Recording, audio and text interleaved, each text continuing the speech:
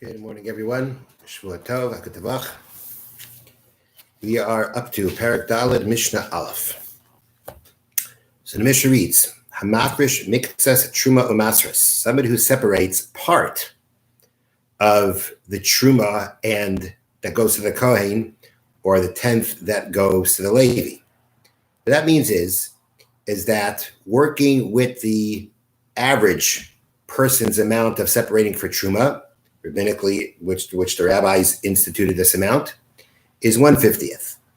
So if you have 100 bushels of grain, so your trim is supposed to be 2 bushels, a 50th of 100 bushels. This person went ahead and separated 1 bushel. He did part of the truma that he plans on doing, or that it would seem that he would be planning on doing. Or let's say he has 100 bushels or whatever it may be, and that's got to take 10 bushels out for Maisris, for the 10th that goes to the Levi. And he separated 5 instead of 10 right now. I mean, he began the process of separating. Moitzi mimenu truma alav. So now from the rest of this pile, he can separate the truma that's supposed to come for this pile, meaning the second bushel, to complete the 1/50th for this bushel. But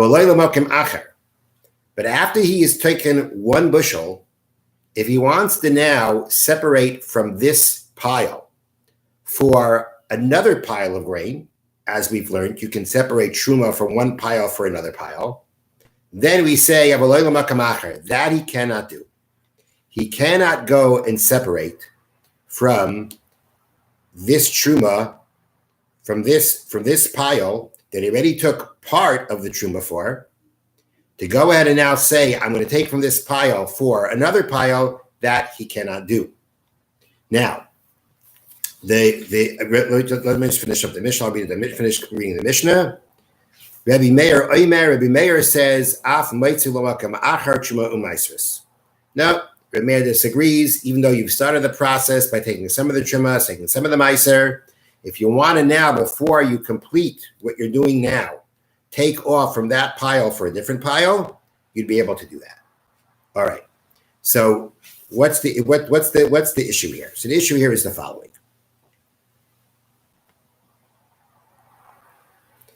The issue is this following. You're taking off, let's get back to the case. You got 100 bushels, you took off 1. You took off part of the trim. Let's take off 2, 1/50th. You took off 1. So now the question is, once you have separated 1, does that now render half of the rest of the pile taken care of? Truma separated from chulin, and the other half hasn't been fixed yet. Meaning, is half of the pile fixed and the other half of the pile not fixed? Or perhaps the whole pile is not fixed because you're not done. Now, one might have thought then when you separate that 1 bushel from 100, which is half of 1/50th, perhaps you have fixed half the pile because you did part of the truma, and the other half isn't fixed. But if that's so, you're going to have a mixture. You're going to be left with a mixture of fixed grain and tevel, and grain that the truma hasn't been separated from. And you can't know which is which. So when you go now to separate the other bushel to complete your 1/50th, you're not going to know, is that coming from the grain that's still tevel, which is where truma should come from, or is it coming from the fixed grain, which you can't separate truma from? Once grain doesn't have an obligation for truma, you can't use it for truma. So the Mishnah says no. Maitzi mimenu truma alav. That means you want to now take for the pile, you want to finish up the pile, you can take from here and not be concerned that you're taking chulin. And the reason is because there is no chulin here. If you begin the process of truma, although you've separated part of it, since your plan is to complete it, then already that means your plan is that the truma is not working yet until you complete it. It's not like you want to go ahead and do half and half each time. In the process, even if you did 1 and you're going to finish later, so the fixing process hasn't begun because you only mean for it to be fixed after the completion of the entire 1/50th, which is the norm, which is the regular way to do it. And therefore, since you haven't fixed anything, so there's nothing that's chul in here, there's nothing that's fixed, it's all still tevel, so go ahead and take truma from it, no problem. Now, if in your mind, you actually decided that I'm taking off one bushel, I mean to fix half, then you're going to have a mixture of both, of fixed and not fixed, tevel and fixed grain, and you're going to have a problem how to now separate from the rest of it. You'd actually need to find a different pile of grain that's tevel and separate from it for this pile, because you can't do a separate of truma for the rest of the pile because you don't know if you're taking tevel, the unfixed grain, or the fixed grain. But over here, but that's if that's what you meant to do. But here, that's not what you mean to do. When you go ahead and you separate part, then we assume that because you're planning on doing the rest, that you're actually not trying to fix anything yet with the grain. You're starting the process, and that which you separate is truma. A non-Kohen can't eat it.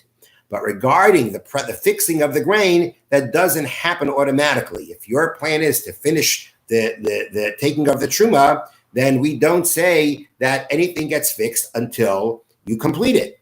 If you have in mind to fix that amount, that's with half the amount, that's a different story. Then if you're using half the amount, you're fixing half the amount, that's your intention, that's what you're doing. But without that being your intention, you're starting the process, you're planning on finishing it. Until you finish it, it doesn't go ahead and it doesn't fix the grain. Now, if this is so, then why can't I go ahead and take from this grain for somewhere else? If we're saying that it's all tevel until I finish taking the entire amount, then why can't I take from this grain and go ahead and for another pile? It's tevel. So according to the Tanakama, according to the first opinion of the Mishnah, the reason you can't do it is because if instead of fixing this pile of grain, you're taking from this pile for something else, that indicates to us that you're not planning on doing anything. That already indicates that you're not planning on fixing the rest of this grain. If you don't fix the rest of the grain first, but rather you use the grain to fix something else, then that indicates to us that what you took is what you're taking. You're done with that. That will fix. Again, the assumption is you're still doing it as 1/50th of the pile, and therefore that'll go ahead and fix half the pile, but the other half of the pile won't be fixed.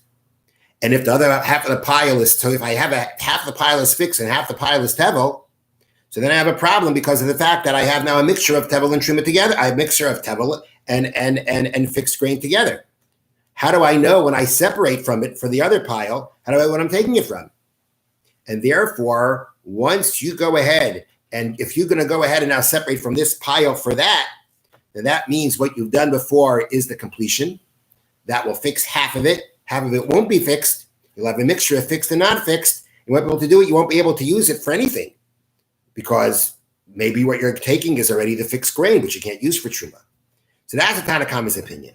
Rameir, on the other hand, says no. Rameir says that if at the end of the day, until I complete the process, it's all tevel. Just because I went in and took from this pile for something else doesn't mean to say that I'm not that I'm done. That I'm not trying to fix, that I'm waiting to fix the whole pile. It doesn't mean that. I took some tevel from here. And yes, perhaps it is a bit strange that I'm not completing this pile. Like, why are you going and taking care of another pile? Fix this pile first. But so that may be strange. But Rameir said that's not enough of an indication to say that your first half is complete, that you wanted it to fix whatever it can do, but rather you're still in the process, nothing is fixed. And you can go ahead and take from this pile for a different pile since it's still tevel. So that's the machlokes here of our Mishnah, and the halacha is like the first opinion that you can go ahead if you took off part of the truma, and if you took off part of the truma, you can separate from the pile for it itself, but you can't separate for a different pile. Let's go to the Sefer HaMitzvot now.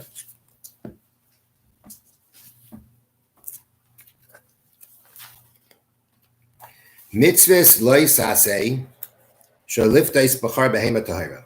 Prohibition against redeeming or exchanging for money the firstborn of a kosher animal. Shnema ach b'char shar loy sifteh.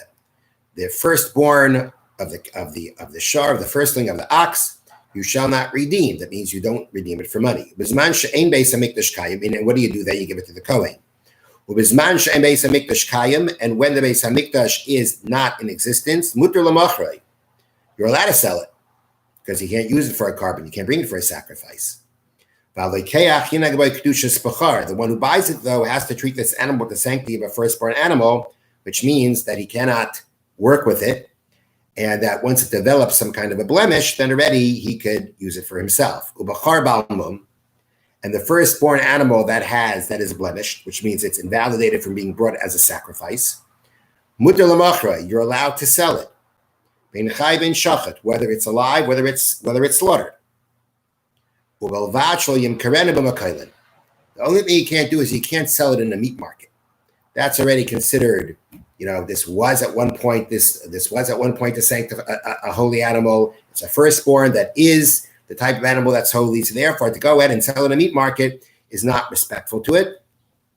But again, if we're talking about that it's a bachar bal mum, the halacha is that when it develops a blemish, you can sell it both alive or slaughtered, but don't do it in a meat market. This applies both by men and by women.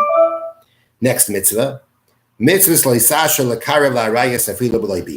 Prohibition against getting too close to a close relative, meaning in a intimate manner, even without full-fledged intimacy. Arayas, which is going to be a discussion now for many of the mitzvahs, are the relatives that are forbidden to have marital relations with. This prohibition says you cannot do the kinds of things that actually can bring to that. Shenema, as the pasuk says, ish al kol she'er b'saroy le'sikru legalos erva. Every person should not come close to a person, a kin, who's someone who is near of kin, to do something that could lead to intimacy, to marital relations. Ratzaloyma, meaning to say, hugging, kissing. These are the kinds of things that can bring to marital relations. One who transgresses this, or hugs, kisses, or has any kind of physical benefit from by becoming close with the other person's body, like it would get lashes based on this prohibition of things that could lead to intimacy. Now becomes a person who's suspect of being an immoral person. It's forbidden to wink, to stare. Let me say these words: to wink or to signal or to be too frivolous with them, or to smell the perfume on them, or to gaze at their beauty. Maybe they hear her, he shouldn't do anything that can bring him to immoral thoughts. It is forbidden to produce a seminal emission. This is considered a very severe sin. And a person who deliberately brings an erection, that person is in excommunication from heaven. The Chachamim gave a mitzvah to marry off a son or a daughter close to their maturity, because if you leave them, it's possible for them to come to immorality or to immoral thoughts. Forbidden to marry a woman, an adult woman, to a minor, because that is like immorality. A young man should not marry an old woman. There should an old man marry a young woman, because this causes immorality. It is forbidden to be in seclusion with any one of these forbidden relations. It's also forbidden to go into seclusion with an unmarried woman. One who goes into seclusion with a woman that's forbidden to do so with. One gives lashes. They both receive makas mardus, lashes of disobedience. And we actually publicly shame them for doing so. Again, when these things were done. And again, we're talking about the women who it's forbidden for you to be in seclusion with. And it doesn't necessarily that we're not talking about one's mother or one's daughter. The only thing is that if a person who were to have gone into seclusion with a married woman, that, which is again one of the people that's she's also fallen under rayas, the forbidden marriages. In that situation, even though they went to seclusion, we do not give them the lashes. We do not publicize what they did. Although it is forbidden to go to seclusion with her, so as not to bring any kind of slander upon her children. This applies in all places at all times. Have a wonderful day and a wonderful week.